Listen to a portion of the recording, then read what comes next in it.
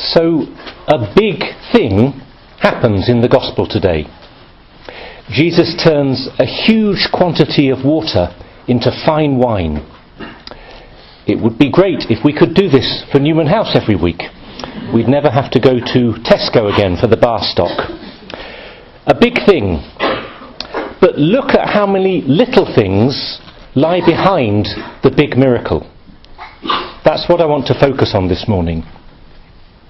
See how Mary, in the Gospel, notices the wine running out and the distress of the hosts. She speaks to her son Jesus. She speaks to the servants. Jesus tells them what to do. They carry out his instructions faithfully. They fill the jars with water. They take the wine to the steward. The steward samples the wine. This is his duty, and is astonished at the quality. It's like a dance of human interaction. Each person noticing, listening, speaking, acting. It's the simple duties of the present moment. And I want to draw a simple conclusion from this. That great deeds depend on little acts of love. And that great lives are built on faithfulness in the ordinary situations of everyday life. St. Paul says the same in the second reading today in a different way.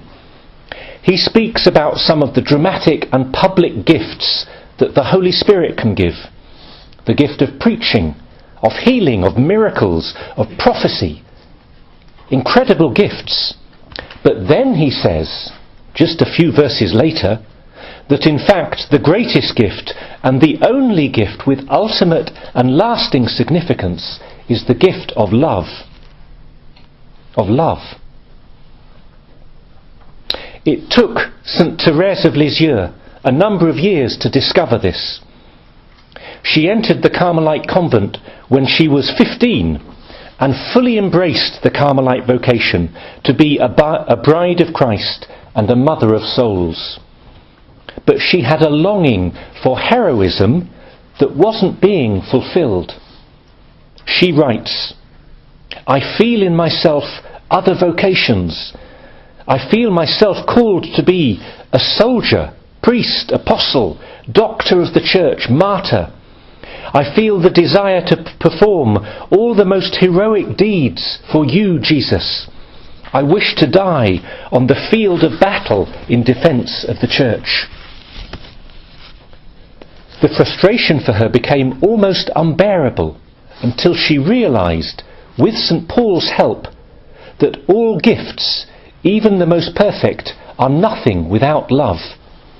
It was truly a moment of spiritual enlightenment. Love became the key to her vocation. To quote her own words again, "I understood that the church has a heart, and that this heart burns with love. I understood that love alone makes its members act. That if this love were to be extinguished, the apostles would no longer preach the gospel. The martyrs would refuse to shed their blood. I understood that love embraces all vocations, that love is all things, that it embraces all times and all places. In a word, that love is eternal." Therese developed this insight into a whole spirituality that became known as the little way. To do little things with great love. To do all things only for love of Jesus Christ and for love of my neighbour. There is a hunger in the world for love, for human kindness, for the warmth of friendship, for the consolation of a loving soul. You might want to be a hero, but the people around you don't usually need a hero. They need a friend, a companion, a listening ear, a helping hand, a shoulder to cry on, a word of encouragement. A few students, some of you sitting here, were here with us for supper on Friday evening. we got onto the subject of loneliness and how hard it can be for students in London to meet people and to make friends. Most halls of residence have closed their dining rooms now. Most departments and faculties have lost their common rooms. And even when you are in a room with other people, as young people, no one talks. You're sitting in a classroom before the lecture starts, and it has become socially unacceptable to talk to the person next to you. This is what I was being told on Friday evening. You sit down, you get your phones out, and you start messaging. I know, it's partly embarrassment, it's partly to avoid the silence. But even if you do want to talk to someone, you're afraid of looking weird. Wow, look, there's that guy on the third row who is just sitting there. He's not doing anything at all. It's as if he wants to talk to someone. He must be some kind of axe murderer or something. I was amazed, honestly, when I read through all the feedback from our Sycamore group last term. The most frequent comment was that people enjoyed having a meal where they could talk to other people. The strange thing about Sycamore, and other things like it, is that it creates a space where it is socially acceptable to talk to your neighbour. That fact makes me happy and sad at the same time, because sad that it is needed. I want to challenge you to simply love the people around you and to do everything with great love. Look at the Virgin Mary in the Gospel. She notices the distress of those around her. She sees that the wine is running out. She does something about it. Look at the servants. They listen to Jesus. They do their duty willingly and without fuss. Look at the steward. He delights in the wine. That's actually his job. And then he rushes to the bridegroom to share his joy and gratitude, uninhibited. St. Paul defines love with only 2 words. I know 1 Corinthians 13, it's a big chapter, but there's only 2 words that define love. Those are patience and kindness. Patience and kindness. It's not complicated. You're called to love those around you with simple acts of human kindness. Can you notice someone in a room who is left out or lonely? Can you break away from your huddle of friends to greet them? Can you give time to a friend who asks for help when you're busy?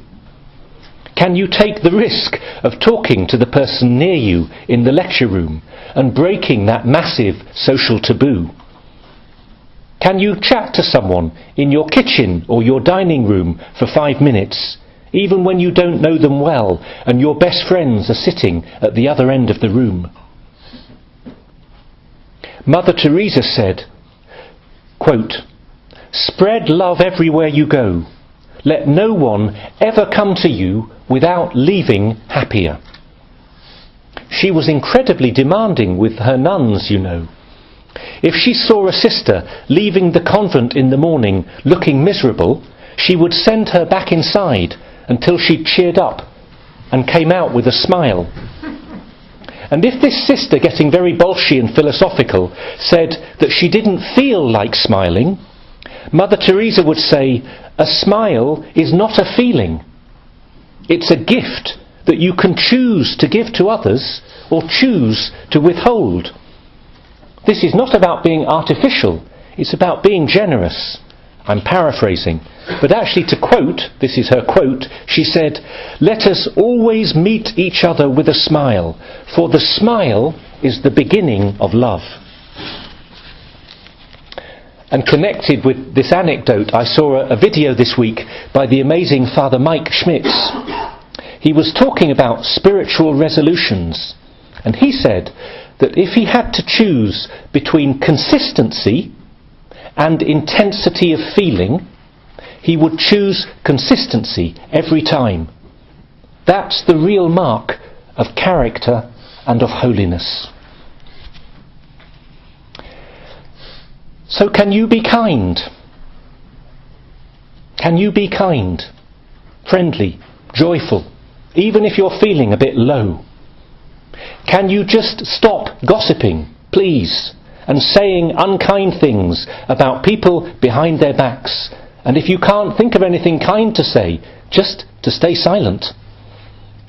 Can you forgive the stupidity and insensitivity of those around you, even when they've hurt you?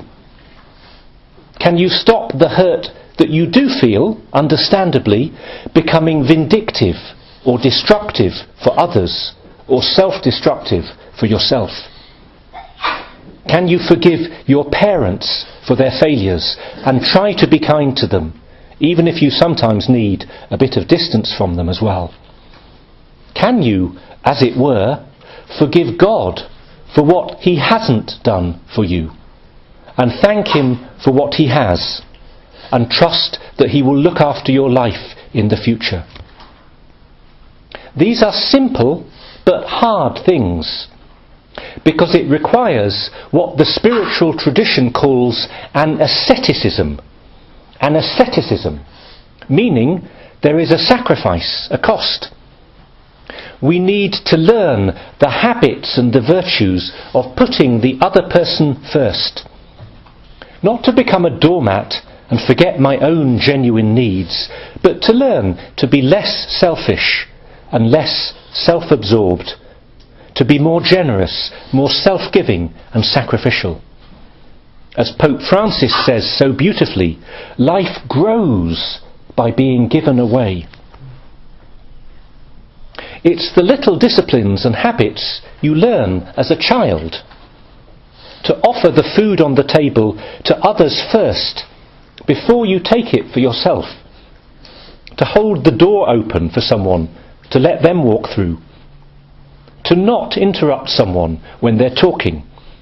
It's about manners and civility, and I realise this might sound very old-fashioned, but the idea of putting others first in our customs is not just an outdated cultural norm, it's a gospel virtue. It's Jesus who says that I should love my neighbour as myself, that I should go the extra mile, and if necessary, turn the other cheek.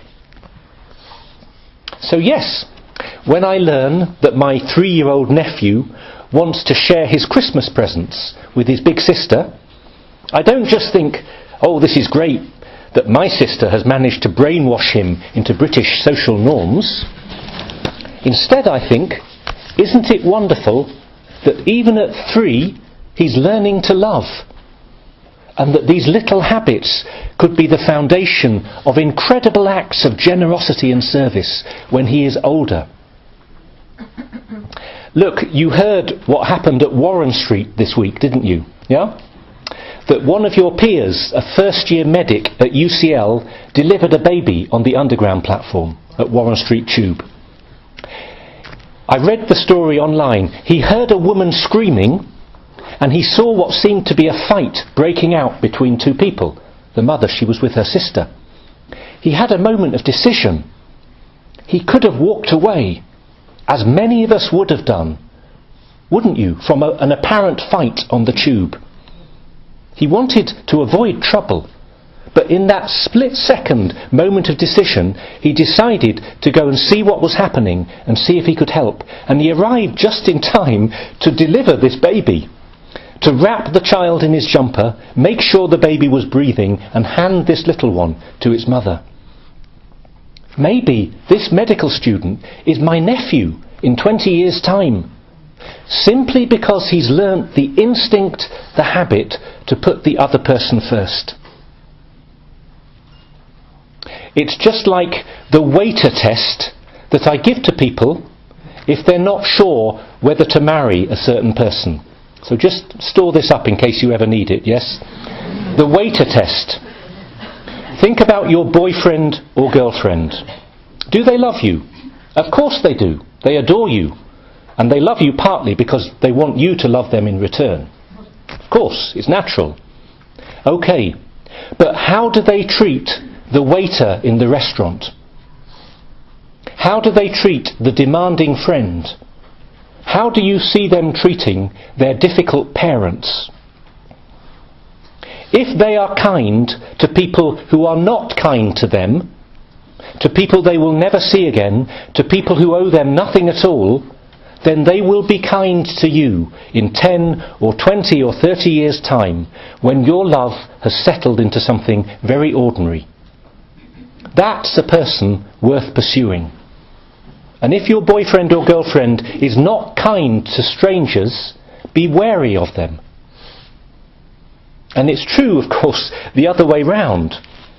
If you want to be a great husband or wife, a great parent, if you want to have a happy marriage, it starts here. I don't mean you're going to marry the person sitting next to you. Who knows?